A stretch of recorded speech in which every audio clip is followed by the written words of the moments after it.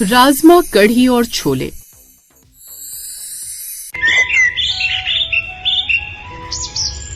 पायल अपनी माँ और भाई के साथ रहा करती थी। ऐसे एक दिन पायल बाहर से घर आती है और आते ही अपनी माँ से कहती है, माँ, आपको याद है ना मेरी बचपन की सहेली कंचन जो पढ़ाई के लिए बाहर चली गई थी, वो वापस आ गई है।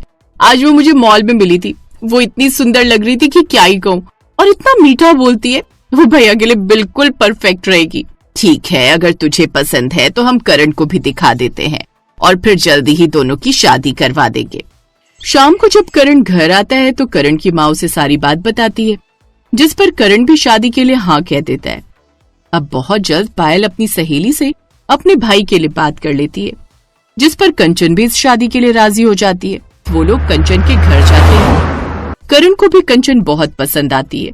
बहन जी, हमें तो आपकी बेटी बहुत पसंद है। अब आप हमें बता दीजिए कि आपको हमारा लड़का पसंद है या नहीं। अगर आपको हमारा लड़का पसंद है तो हम शादी की बात आगे बढ़ाते हैं। बहन जी, हमें भी करण बहुत पसंद है। अब जब दोनों परिवार को दोनों बच्चे पसंद है तो देरी किस बात की। इस तरह दोनों समधन एक दूसरे को मिठाई खिलाकर मुंह मीठा करती हैं और कंचन और करण की शादी पक्की हो जाती है। देखते ही देखते कंचन और करण शादी जैसे एक पवित्र बंधन में बंध जाते हैं और कंचन अब शादी कर अपने घर आ जाती है।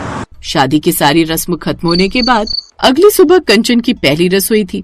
कंचन अपनी सास से कहती है, माँ जी, मैं ऐसा करती हूँ, खाने में राजमा, कढ़ी और चावल बना लेती हूँ, साथ ही कुछ मीठा भी बना लेती हूँ। कंचन की बात सुनकर पायल अपनी माँ से धीरे से कहती है, माँ, भैया को तो राजमा और कढ़ी बिल्कुल भी पसंद नहीं है, तुम भाभी को मना कर दो। तब तक करण भी वहाँ आ जाता है और कहता है, और बताओ माँ, आप अपनी बहू के हाथ से उसकी पहली रसोई में क्या बनवा रही हो?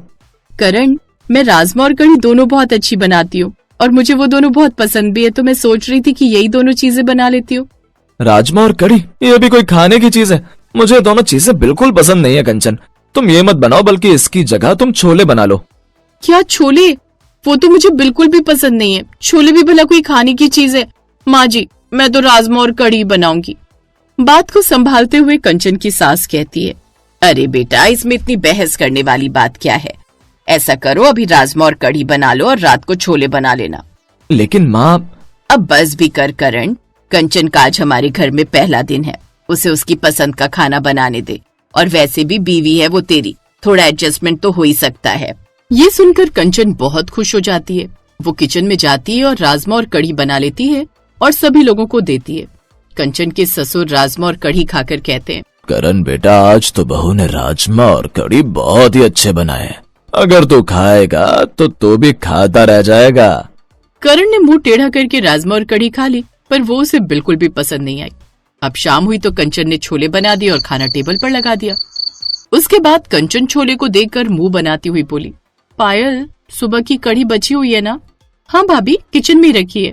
ठीक है, तो मैं सुबह की कढ़ी खा लेती हूँ, क्योंकि छोले तो मुझसे बिल्कुल नहीं खाए जाएंगे। ऐसा कहकर कंचन कढ़ी ले आती है और वो खा लेती है। अब अक्सर दोनों पति पत्नी की राजमा, कढ़ी और छोले को लेकर बहस हुआ करती थी। ऐसे ही समय बीत रहा था। एक दिन पायल अपनी माँ से बोली, माँ, राखी दीदी का फोन आया था, वो हमारे घर कुछ दिनों के लिए रहने आ रही है। अरे वाह पायल, ये तो बहुत अच्छी बात है। कब आ रही है वो? कल सुबह ही आ रही है माँ। ये राखी कौन है माँ? राखी करण भैया और मेरी कजिन सिस्टर है भाभी। वो करण भैया की बचपन की दोस्त है, दोनों की आपस में बहुत बनती है। अगले दिन सुबह सुबह ही राखी घर आ पहुंची। सभी लोग उससे मिलकर बहुत खुश हुए और करण भी उसके साथ बहुत देर तक हंसी मजाक करता रहा। फिर राखी बोली, करण, आज शाम के खाने में हम छोले पूरी खाएंगे। मुझे याद है कि तुझे छोले बहुत पसंद है और हम बचपन में भी साथ में मिलकर छोले खाया करते थे। हाँ हाँ राखी, क्यों नहीं, आज हम खाने में छोले पूरी खाएंगे। कंचन को राखी और करण की दोस्ती देखकर अच्छा नहीं लगता। शाम को कंचन खाना बनाने किचन में जाती है तो राखी भी उसके पीछे पीछे आ जाती है और कहती है, लाओ कंचन, छोले मैं बनाती हूँ। करण को तो मेरे हाथ के छोले बहुत पसंद आते हैं। ठीक है राखी, तुम बना लो। लेकिन अब करण की पसंद काफी बदल चुकी है। राखी उसके तानों को समझ जाती है, लेकिन उसकी बात पर कोई ध्यान नहीं देती और छोले बना लेती है। करण छोले खाता है और फिर उसकी बहुत तारीफ करता है। अगले दिन राखी करण से कहती है, राखी, तूने सैयारा मूवी देखी? हाँ यार, बहुत अच्छी लव स्टोरी है। करण टीवी पर सैयारा मूवी लगा देता है और सभी लोग साथ में मिलकर देखने लगते हैं। लेकिन ये बात कंचन को बहुत बुरी लग रही थी। पायल धीरे से कंचन के पास आती है और चुपके से कहती है, भाभी, मैं समझ सकती हूँ कि इन दोनों की दोस्ती आपको अच्छी नहीं लग रही। भाभी, भैया की और आपकी पसंद अलग अलग है। अगर आप एडजस्ट करके भैया की पसंद को अपनी पसंद बना लोगी तो भैया भी धीरे धीरे आपकी पसंद को पसंद करना सीख जाएंगे और फिर भैया की कोई भी इतनी अच्छी दोस्त नहीं बन पाएगी। पायल की बातें कंचन के दिल पर बहुत गहरा असर डालती है और वो पायल से कहती है, तुम सही कह रही हो कंचन, अपने और अपने पति की पसंद के बीच में मैंने किसी तीसरे को आने का मौका ही क्यों दिया। मेरी ही गलती थी।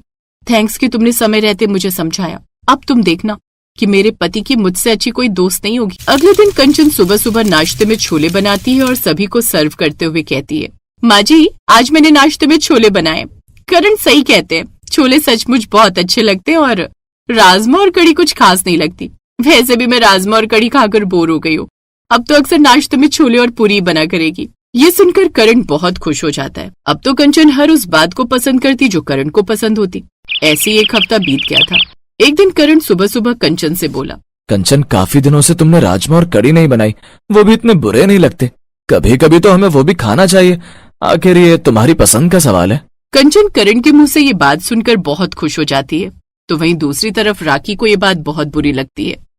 राखी समझ जाती है कि अब करण उसका बेस्ट फ्रेंड नहीं बन सकता, क्योंकि करण की बीवी ही उसकी बेस्ट फ्रेंड है। और वो सबको बाय बोलकर वापस चली जाती है और करण कंचन के साथ बहुत खुशी से जीवन गुजारने लगता है।